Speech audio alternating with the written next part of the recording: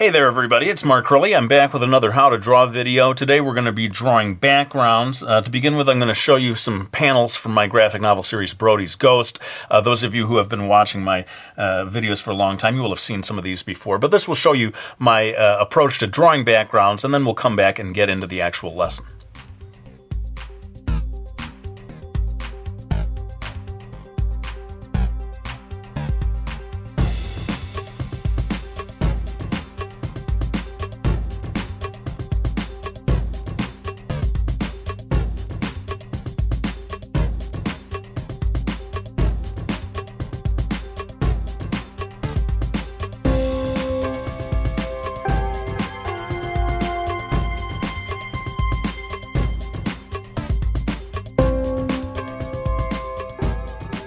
So there you see, I like to do these very hyper-detailed illustrations of environments. Those of you who are very careful viewers, you may have noticed the second to last illustration was one that you hadn't seen before. That's because I just finished that one the other day. This was for Brody's Ghost Book 3. In any case, I'm going to get into the lesson. There's going to be a lot of time-lapse here because actually a lot of this is just based on me drawing lines with a ruler, and that could get pretty boring to look at. But let's begin with the basics of one-point perspective. If you understand one-point perspective, you can build all kinds of environments based on that drawing system. And if you've had like art lessons in school, this may be familiar to you, but you got a line that's the horizon line right here. You can see that going across. I've put in one dot right here on the horizon line. That becomes the vanishing point. And I just went ahead and drew this figure here to begin with. I'm going to be drawing a guy in this sort of future dystopian, post-apocalyptic. You can see I get into drawing that kind of a world. And so I'm going to begin by trying to draw a road that he's walking down. Okay, so I'm starting here, and let me just go ahead and do this in time lapse, and then I'll come back and explain what I just did.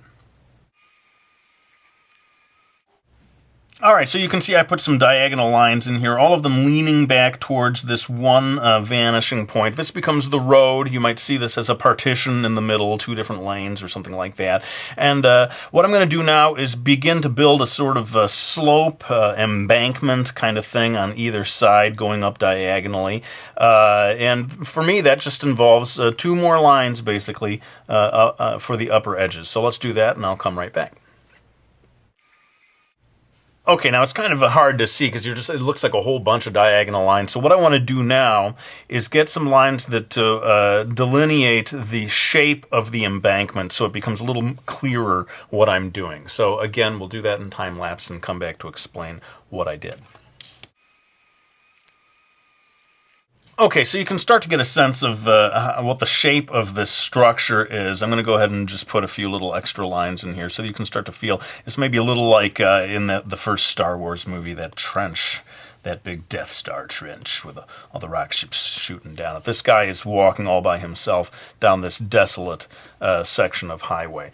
Now, what I want to do that's going to be a little more challenging is to add a sort of big overpass up here that will be supported by pillars that come down and join this side, this embankment over here.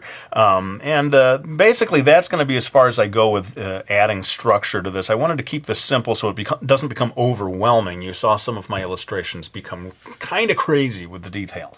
So we're going to keep it simple. I'm going to go ahead and draw some lines here for this overpass. So we've got all those lines in place, and I don't know if you can really see what this is meant to be, but this is supposed to be sort of the bottom surface of this big, long overpass that's heading down. Again, all of this just going straight down toward that vanishing point. I'm going to alter things down here a little later on, but to begin with, I want to show you how do I get some pillars in here that will support that overpass, that follow the rules of perspective, okay? So number one, what I want to do is figure out where is the base of the first pillar on this diagonal embankment right here, okay? So I'm going to go ahead and maybe I'll just do this one bit here live or real time instead of time-lapsing it. But I'm going to make a nice little line there and then maybe a second one here. And that is going to show me a subsection here that the pillar can be built on, okay? So if I want to go look at the top part of that line, bottom part of that line there, I can start to add sort of vertical, or not, yeah, vertical lines. I don't even know. Vertical, I think it's vertical. What does vertical mean? These vertical lines that will show the pillar that supports that overpass. Now, it connects, hopefully, to these upper lines here that form the sort of center of the overpass bridge. And you can see here, you know, if we start to erase this, this is going to become a solid structure. And each one of the pillars, as I draw them receding into the distance, they all need to connect to this embankment in the same place. That's why you have a line here and a line down here, okay? So if I do a second line like this,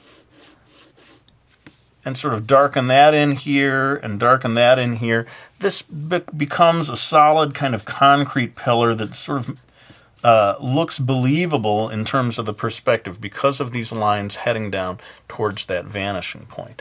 Okay, and I'm just going to go ahead and drop in a little bit randomly some extra horizontal lines here that will just sort of add to the sense of that being a solid surface. And later on, toward the end of the video, you're going to see me really go to town with details and so forth. But hopefully you can see that at the beginning of the process is this fairly straightforward basic approach of building everything on a simple one-point perspective structure. So I'm going to go ahead and, in time-lapse, draw a few more pillars that, again, are all set into that same structure so that they recede into the distance.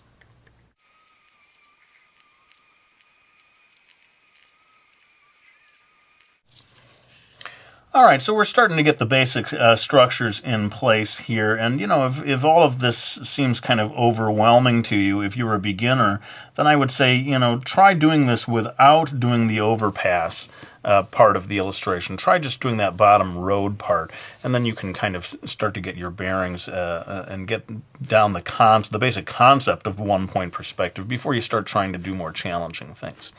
You know, in general, trying to draw environments is not something that the beginning artist is just going to leap into and do perfectly the first time. It's something that is the result of many years of work on all the various, you know, drawing skills that all come together in doing a super detailed, believable, three-dimensional looking environment. So don't beat yourself up if you find, hey man, I can't draw this on my first try. Believe me, when I was younger, I couldn't draw this either.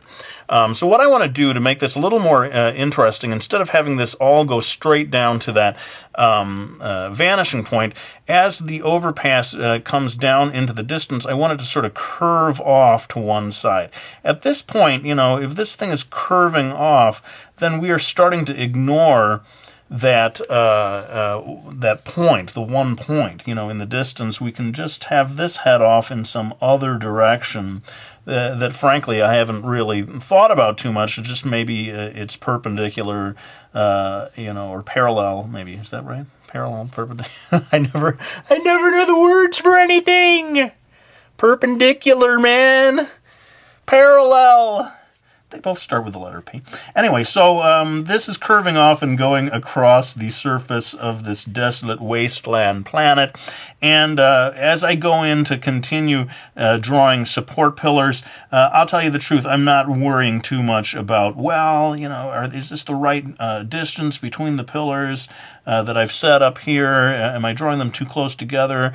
In my style, I cut myself some slack, and I don't sit there worrying about the structural stuff too much. It is, after all, with Brody's Ghost anyway, a little bit of a fantasy comic. So in that sense, the main reason I'm doing that is I think it just starts to look a little dead when every single line is heading off towards the vanishing point. We rarely see that in real life, and so that's why I'm adding just a little curve in the highway there, and I think it'll eventually add some life to the scene. Now, I'm going to take what we've got here and just firm up these lines and start to add a little more detail. Again, all in time-lapse. And then we'll come back and talk about maybe some of the very last things that I can do to finish off this drawing.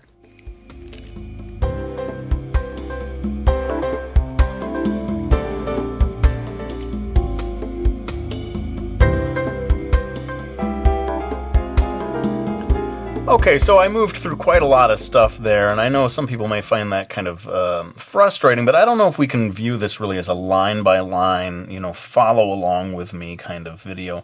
Hopefully you can regard this as sort of me giving you general principles that you can apply to a drawing of your own, and get a sense maybe of the order in which you do things, right? I build the structure first, in its basic lines, and then after that I'd go on and start doing these little tiny details. If you try to do the details first, you don't know where to put them, right? I mean, so it just makes sense to build the structure first. Although I'm always hesitant to say, you know, this is the way, or you should always do this. I just don't believe that with art. There's no always, right? Everyone finds their own techniques that work. So one thing I want to just tell you before I close this video is how we can add a little more of a feeling of depth to this scene by drawing in the very far distance some sort of bombed out buildings. You know, like I said, this is supposed to be a kind of post-apocalyptic dystopian future. The last man on Earth walking the road alone.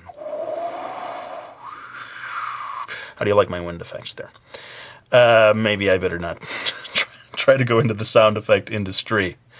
Don't quit your day job, Krilly.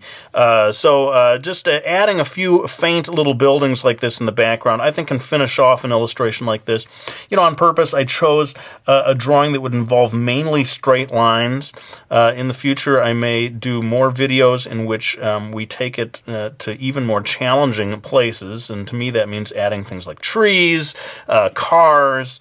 Once you start adding other objects like that, the whole thing becomes even harder. So if you were trying to follow this and you're like, oh boy, man, this looks too difficult to me, you may be like, please don't do another one of these videos. Because from here, it actually only gets harder. And that's basically the price you pay when you decide to start drawing realistic backgrounds. There is no easy way out. It requires a knowledge of perspective. It requires a lot of patience. And finally, what I'm going to do to finish this off, again, in time-lapse, I'm going to try to add some color to it with watercolor and just give you an idea of what I would consider a finished version of this illustration.